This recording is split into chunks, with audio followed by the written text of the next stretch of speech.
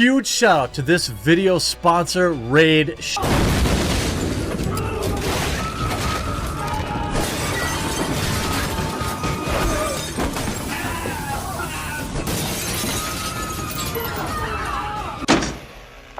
Number one, step forward. Hand me the keys, you fucking sucker.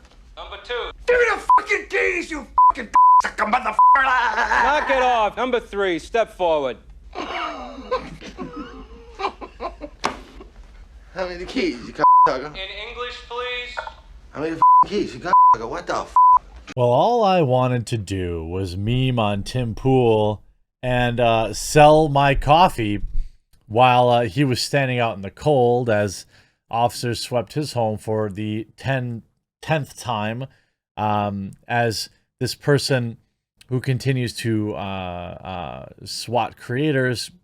Basically, I have no faith that they'll ever be caught, because, I mean, I would assume they would by now. So I decided, pop into Tim's chat, throw a few dollars at him, reminding everyone that they could save 5% with code TimCast, or a wide variety of other meme-worthy comments. People were having fun.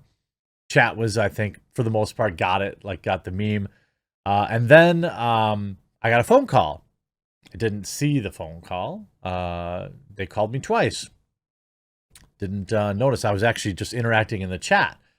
Then somebody called my wife at 11:30 at night, or 11 or 11:30 at night. And she told me someone's calling her. So I said, well, you better answer it. And it was dispatch asking if she was alive and still okay. I switched to my security cam outside, and there was about 20 armed to the teeth officers on my property, surrounding my house. And I'm going to get into all the details of how that happened. But yeah, all I wanted to do was sell coffee. I know that it's the same person that's doing this to Tim, because they are doing it in the exact same way. Essentially, here's what happened. They sent an anonymous text message from some, website or something, and said that I had dispatched my wife with a high-powered pew-pew, and then I was going to do it myself too. So a random anonymous text is good enough to deploy, I'm going to guess, 15 to 20 officers to your house. There needs to be more. They need to look at that, and I'm going to talk about that in a minute. So text goes out. They try to call me. They try to call her. I don't know if they would have turned around or went home if we answered, because when I did answer, dispatch lied to me and tricked me into going outside and literally getting arrested and handcuffed. So that's a huge issue I have, which I want to talk about more in depth too. But the officers, I think, acted the best that they could have, given the information that they had. I've spoken with my lawyer this morning, and we are going to make a statement on Friday, because I do believe there are some critiques to be had. But the officers that I interacted with, once they had me in custody and realized that I wasn't obviously this thing, that I hadn't done this thing, they were cordial, polite, and I think that they were probably embarrassed that they were there.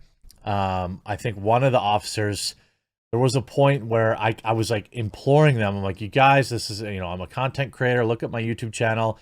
I'm on the list, blah, blah, blah, blah, blah, blah, blah. And then one of the officers must have recognized me.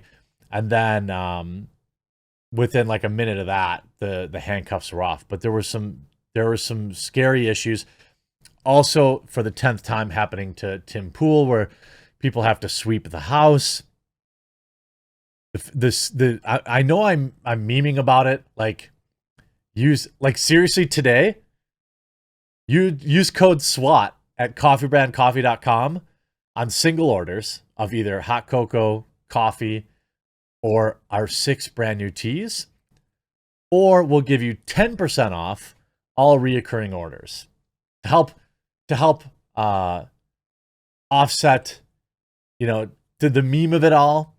I was having fun with chat last night. A lot of people decided to try out the coffee or tea, which I'm really excited about. I hope that people will today turn a negative into a positive and try it out. Like, the promo code actually works. You could also use Nick Recada's promo code NOSE, and he doesn't get any of that money. Just so you know, like, I'm coming for you, Grift King. So I'm going to give your viewers 5% off, but I'm not going to give Nick any of the money. Because, he doesn't need it. But anyway, here's what happened. So the text comes through. I pick up the phone. I'm talking to the dispatcher. I know immediately that it's a SWAT at this point because Tim is literally being swatted at this exact same time. They didn't want to listen to that. So look, go home. My wife is fine. She literally answered the phone. Everything's fine. No. I said, well, let me talk to an officer on the scene. So here's where they lied to me, which I think is not okay. I understand why they did it, but the lie is what made the situation potentially dangerous. Because if they had told me the truth, that somebody called and said that I did this thing, I could have just put my wife back on the phone and disproved it and sent all these officers home to go do jobs that actually matter. Go protect people that actually needed it. Anyway, so they said, would you like to talk to the officer? I'm like, yes, I would. They did not put the officer on the phone. And then they said, oh, well, he's right outside your door, right? I'm like, okay, well, I'll pop the garage door open. The moment I pop the garage door open, there's 15 or so officers pointing rifles at me, screaming at me to put my hands up and walk backwards and go down. I had to go down on my knees, and they put me in freaking handcuffs, which is embarrassing and for all parties involved. My neighbors are all outside, like, filming it. It's hilarious. At no point did I feel in danger. And my only disappointment was, and I made several jokes about this, is that they didn't have body cams. So I won't get to get the footage. I can't get Donut Operator to break it down. But fortunately, when I was laying on the lawn, 3 inches from a dog prize pile, my pants weren't exactly all the way up. So I'm good that that's not all over the internet, I suppose. I think, again, scary, bad. I think, I am on the list, so to speak. Maybe if I would have answered the phone, like, I didn't recognize the number, so I didn't pick it up. And maybe if I had answered, they would have handled things differently. So they're on the outside. They don't know me. They think that, they were like watching me through the windows, they told me, and they're like, we were watching you just sitting there drink a White Claw, and you didn't exactly look like somebody I was like, this is all after I'm face down in the dirt getting handcuffed, by the way. So I'm handcuffed for about 20 minutes.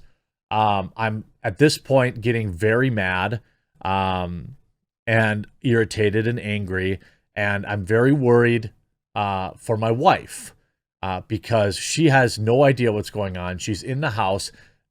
They bring in another squad car, turn on the lights, turn on the loudspeaker so they wake up my entire neighborhood and command my wife leave the house with her hands up, all this stuff. And then here's where things, I think, started to, where I have some serious critiques. First and foremost, once you saw my wife was alive, you should have just, like, chilled out a minute. You should have realized, oh, he's telling the truth. Now, my wife did tell me this morning, she's actually more fine with it than I am. She's like, well, they don't know that I'm your wife. I could have been anybody.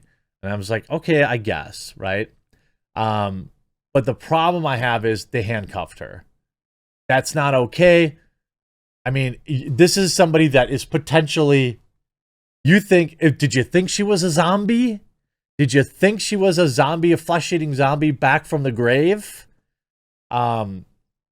She's out there in her freaking pajamas with no shoes on, getting handcuffed. Not acceptable, in my opinion. You have to exercise, like, some, like, okay, let's just, look, you want to go through, you want to check stuff, that's fine. But let's put the rifles down. I mean, my wife had 6 pointed at her. And she was scared out of her mind, right? And I knew what was going to happen and all this stuff, but she had no idea. Now, again, I think that they probably acted the best they could given the information. What I would, I have a couple of hopes, obviously, that, they just catch this person. Maybe my time was a mistake, they slipped up. But so anyway, so she's handcuffed. Then the way I remember it was kind of all of a blur because I was having an anxiety attack during the whole thing. That I think once the cop recognized, there was like 20 cops or 15 maybe, 15, 20.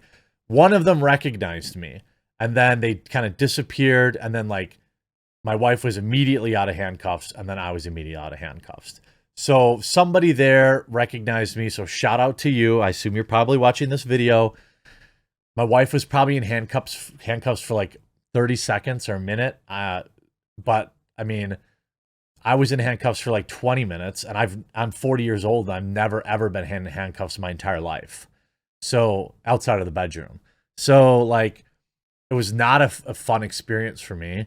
It was a very conflicting moment because I was extraordinarily angry at these officers. But I also understand that they were just doing their job to the best of their ability based on the information that they had. I have an issue putting, irons on my wife. But then again, you could point out that, well, they don't know that's your wife, even though she also answered her phone when you called in the first place. But luckily enough, see, the dispatcher lying to me is an issue that I have because if they had told the truth, somebody called in a concern about your wife or something like that, I could have like not been put at risk by going outside. Things happen, okay? I could have tripped on the concrete and then maybe it looked like I was grabbing for something. People have died from this. One guy had a heart attack and then another guy was actually turned into Swiss cheese. It happens, okay? So that's why I view these type of things as, attempts on your life. So everything is, obviously fine now. To the swatters, the people doing it. Obviously, I know and that you're probably unlikely to ever get caught. I would ask that you leave my house out of it, please. My wife is not a part of this. She's not a part of my content. And if you have a problem with me, whatever, okay. I'm sure that it's because I was sending all those super chats. Like it's because I was sending all those super chats in Tim's chat that it happened. I'm not going to not support my friends and content creators. And I don't think it's funny. And I sincerely wish that you would stop doing this because when you get caught, when your luck runs out, you're going to spend a very long time in prison. And I just don't think that it's worth it, bro. Like, it's just not worth it. And if you have some sort of problem with Tim or whatever like that, I don't know what I have to do with that. And my wife certainly has nothing to do with it. I want to end with a solid, I thought the officers were very professional, especially after they, kind of realized that I was telling the truth. We do need to look at this thing called exigent circumstances where I had twice refused entry to my home. It was very clear that it was a SWAT at this point, and they said they had to sweep the house, and I refused.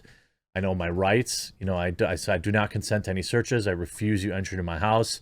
Not just on principle. I don't have anything in here to hide, but it's on principle, bro. I wanted to go back to bed. I let my wife go back to bed. We're standing here in the freaking garage with no shoes on at midnight. Our dogs are going berserk. And they went in anyway.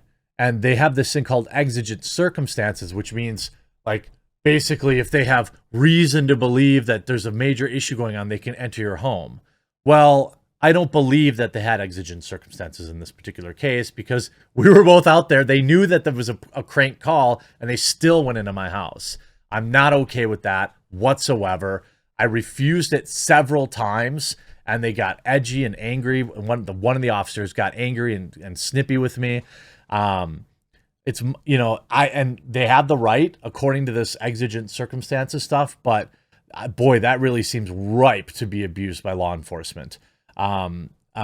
These particular people were all professional, but no, I don't want people in my house after, especially it's been proven that that it's a crank call. And thankfully they did just, check it out and make sure there were no bodies laying around, and then they got the hell out of there, which is fine. But I'm not a fan of that. I do obviously still support our police, and I think that they did the best that they could. But, dear swatter, please leave my wife out of this. She's an innocent. You have to have some scruples. She's got nothing to do with this stuff. I hope you enjoyed this video. I hope that it inspired you to go buy some coffee.